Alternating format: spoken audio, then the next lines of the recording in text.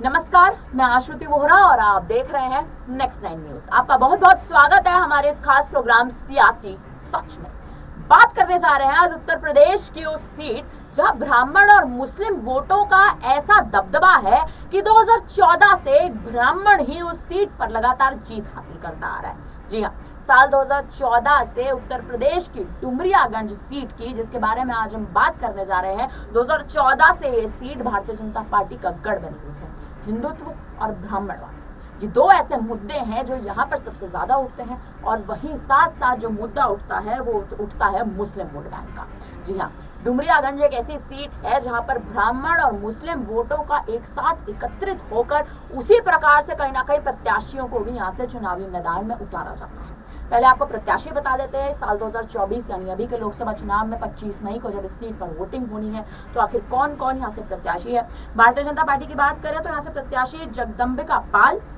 बसपा की बात करें तो ख्वाजा शमशुद्दीन। जी हाँ, बसपा ने इस बार मुस्लिम प्रत्याशी को यहाँ से चुनावी मैदान में उतारा है ताकि बसपा कहीं ना कहीं यहाँ से चुनावी ताल जो है वो इस सीट पर, इस डुमरियागंज की सीट पर कहीं ना कहीं चुनावी ताल जो है वो ठोकने की कोशिश करे।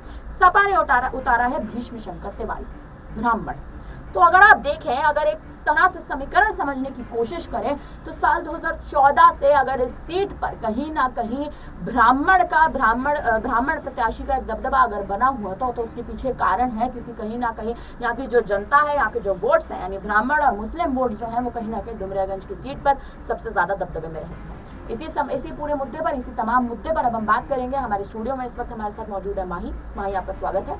मेरा पहला सवाल आपसे ये है, साल 2014 से ही आप देखिए भारतीय जनता पार्टी के, और आप इस पे भी गौर करें कि भारतीय जनता पार्टी के जगदम्बिका पाल ने ही यहाँ पर एक तरह से चुनावी मैदान में ताल ठोकी है। इस बार भी आप देखें कि पिछले, आपको बता दें, 3 बारी से भारतीय जनता पार्टी की ओर से वो सांसद हैं। तो क्या इस बार भी जिस प्रकार से भारतीय जनता पार्टी ने जो दाव चलने की कोशिश की है, ब्राह्मण एक तरह से आप देखें कैंडिडेट को चुनावी मैदान में उतारा है, किस हिसाब से समीकरण देखती हैं आप? देखिए, जिस तरीके से अब सपा और भारतीय जनता पार्टी और मायावती, ये तीनों का समीकरण बनता हुआ नजर आ रहा है, लेकिन वहीं अगर खासकर मुस्लिम समाज की बात कर ले तो मायावती ने कहीं ना कहीं उसमें उनको मुस्लिम वोटर्स को साधने की कोशिश की है। 13 ऐसी सीटें हैं जिस पर मायावती ने मुस्लिम कैंडिडेट्स को उतार दिया है। तो ऐसे में माना यही जा रहा है कि आने वाले इस वाले जो चरण के आखिरी चरण के चुनाव होंगे उसमें मायावती अब मुस्लिम उम्मीदवारों को लगातार उतारने वाली है। तो उसमें कहीं ना कहीं मायावती सेंधमारी करेंगी। पहली बात तो चाहे सपा का वोटर हो चाहे भारतीय जनता पार्टी का, लेकिन वहां पर जो नुकसान होगा वो सपा को ही होगा, क्योंकि अगर मुस्लिम कोटे से भी कोई भी वोट कटता है तो कहीं ना कहीं भारतीय जनता पार्टी इतना मुस्लिम पर फोकस करते हुए नहीं नजर आई। उनके पास आपने देखा होगा जो ट्रिपल तलाक से कुछ महिला वोटर्स उनके खाते में आई हैं, और यूसीसी को लेकर जो महिला उनको सपोर्ट करती है भारतीय जनता पार्टी को, वो उनके खेमे में आती हुई दिखाई दी है। तो ऐसे में भाजपा को आप देखेंगे कोई नुकसान होता हुआ नहीं दिखाई दे रहा। इसका जो डायरेक्ट फायदा होगा वो मायावती को होगा और भारतीय जनता पार्टी को होगा। और जो खासा नुकसान देखने को मिल रहा है, चाहे उसमें इंडिया गठबंधन की बात कर लीजिए, अखिलेश यादव की बात कर लीजिए, वो इसमें पिसते हुए नजर आएंगे। और जैसा आपने बताया कि वो 3 बार से लगातार सांसद हैं, तो ऐसे में वहां पर सेंधमारी कर पाना कहीं ना कहीं, चाहे मायावती हो और चाहे सपा हो, अखिलेश यादव हो, उन दोनों के लिए मुश्किलें खड़ी हो सकती है। देखिए, बिल्कुल ये बात एकदम सच और एकदम पुख्ता तरीके से माही आपने बताई है कि कहीं ना कहीं आप देखें मायावती के लिए भी मुश्किलें खड़ी होती दिखाई दे सकती है, वही समाजवादी पार्टी अखिलेश यादव के लिए भी मुश्किलें खड़ी होती दिखाई दे सकती है। लेकिन सबसे बड़ा मुद्दा ये उठता है कि डुमरियागंज ब्राह्मण और मुस्लिम वोटों का एक सबसे बड़ा समीकरण बनाने की कोशिश करती है। उत्तर प्रदेश की मात्र एक ऐसी सीट जहां पर ब्राह्मण और मुस्लिम वोट्स एक साथ होते हैं। ब्राह्मण और मुस्लिम प्रत्याशी को इस प्रकार से ही चुनावी मैदान में उतारा जाता है कि वोटरों को साधने का, वोटर्स को साधने का कहीं ना कहीं एक प्रयास में जुट सके। क्या मायावती उस प्रयास में आपको सफल या विफल होती दिखाई दे रही है?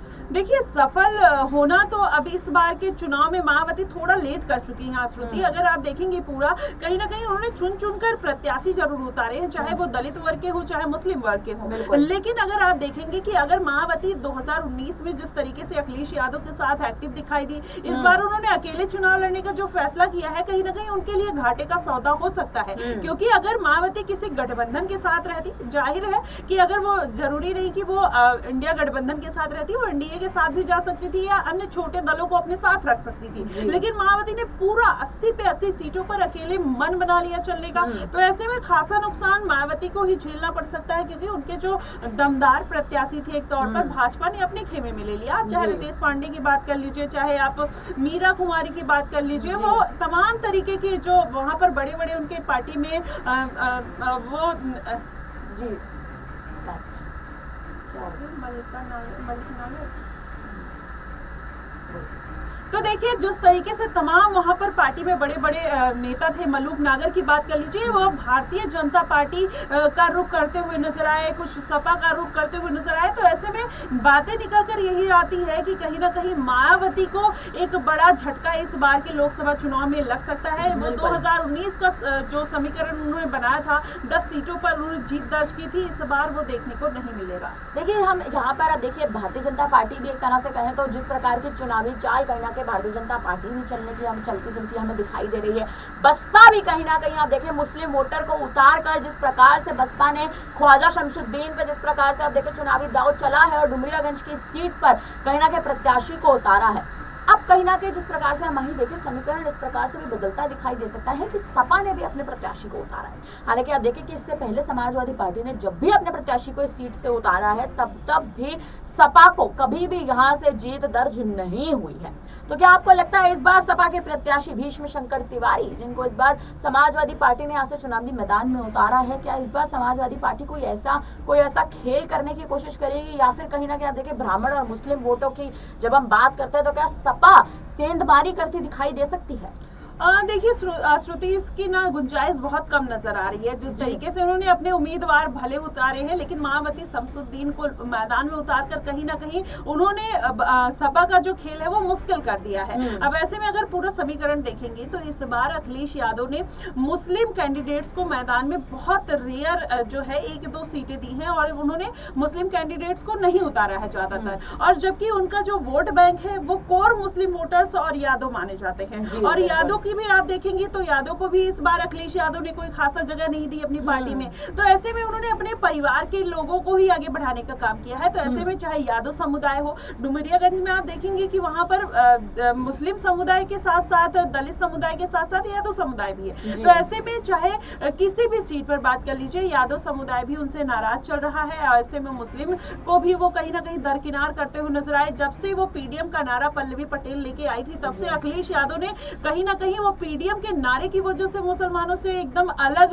रुख अपना लिया, जिसकी वजह से वो पीडीए पर भी फोकस करते हुए नहीं नजर आए और उन्होंने पीडीएम से भी हाथ धो दिया। तो ऐसे में अखिलेश यादव को खासा नुकसान देखने को मिल रहा है। वहीं अगर बात कर लिया जाए बहुजन समाज पार्टी की या फिर भारतीय जनता पार्टी को, तो पूरा जो समीकरण बनता हुआ दिखाई रहा भारतीय जनता पार्टी के पक्ष में जाता हुआ दिखाई दे रहा, क्योंकि भारतीय जनता पार्टी ने जिस तरीके से अपना मैनिफेस्टो लॉन्च किया, आप पिछले इस बार के चुनाव की मैं बात नहीं कर रही हूँ, जो इसमें लॉन्च किया है, जो पिछले चुनाव में लॉन्च किया था, सभी वादों को पूरा करते हुए नजर आई। और जनता का जो जनाधार है आप देखेंगे लगातार उसी वजह से बना हुआ है। और जो दलित वोटर्स हैं, चाहे राशन की बात हो, चाहे राम मंदिर की बात हो, चाहे आर्टिकल 370, तो कहीं ना कहीं एक सॉफ्ट रुख हर वर्ग को लेकर कहीं ना कहीं भारतीय जनता पार्टी में दिखा है। और वही आप वोट शेयर की बात करें या फिर जितने भी जनता है उनका भी रुख भारतीय जनता पार्टी की तरफ इक्वल दिखाई दिया है। तो ऐसे में हर पार्टी को नुकसान होने वाला है इसकी वजह से, और भारतीय जनता पार्टी कहीं ना कहीं क्लीन स्वीप करते हुए नजर आ सकती है। देखिए बिल्कुल कहीं ना कहीं ये बात सच है कि डुमरियागंज से भारतीय जनता पार्टी इस बार क्लीन स्वीप करती नजर आ सकती है। माही मेरा आपसे एक आखिरी सवाल रहेगा,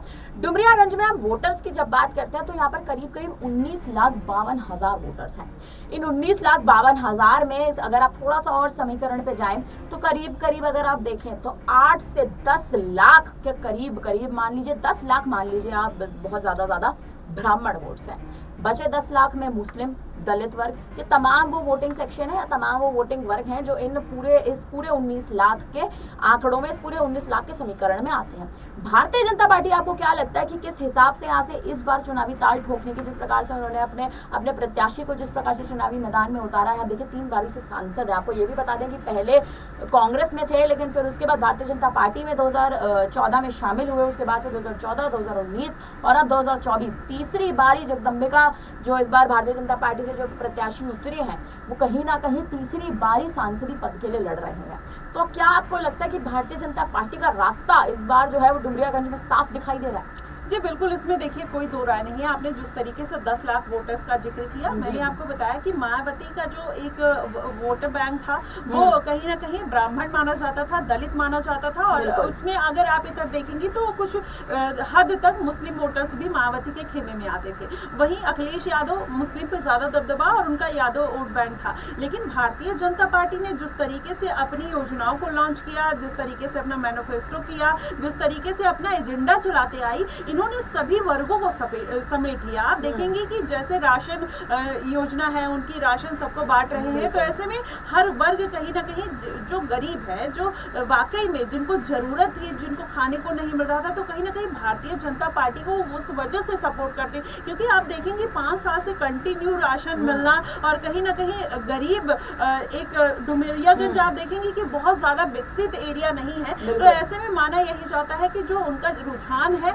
वो भारतीय जनता पार्टी की तरफ ज्यादा दिखता है। और कुछ वोटर्स ऐसे होते हैं जो कोर वोटर्स होते हैं, जो अपनी पार्टी को ही लाना चाहते हैं या अपने जाति के वर्ग को ही जिताना चाहते हैं, तो वो वोटर्स हो सकता है चाहे सपा के खेमे में जाए, चाहे बहुजन समाज पार्टी के खेमे में जाए। लेकिन अगर कोई विकास के मुद्दे पे अगर जाना चाहेगा तो तमाम तरीके के मुद्दे भारतीय जनता पार्टी ने उठाए हैं, तो डुमरियागंज की जो मैक्सिमम जनता है वो कहीं ना कहीं भारतीय जनता पार्टी से जुड़ती हुई दिखाई देती है। देखिए बिल्कुल, जिस तरह से डुमरियागंज का पूरा समीकरण वही आपने समझाया, जिस प्रकार से जनता तक, अब आप देखिए कि जनता को भी कहीं ना कहीं इस बात का तो एहसास है कि डुमरियागंज में मुस्लिम और ब्राह्मण वोटर्स का जो एक तरह से आप देखिए गठबंधन किस्म का है। अब देखना यह क्या भारतीय जनता पार्टी इस बार यानी तीसरी बार डुमरियागंज से जीत दर्ज करेगी? क्या कमल खिलेगा या फिर साइकिल इस बार जो है वो कहीं ना कहीं हाथी को भी पछाड़ेगी? फिलहाल अब इस पूरी खबर पर, इस पूरे हमारे इस मामले पर अब आप क्या कहेंगे? डुमरियागंज के सीट समीकरण पर अब आपकी क्या राय है, हमें कमेंट करके जरूर बताइएगा। बाकी तमाम खबरों के लिए बने रहिए हमारे साथ और देखते रहिए नेक्स्ट 9 न्यूज।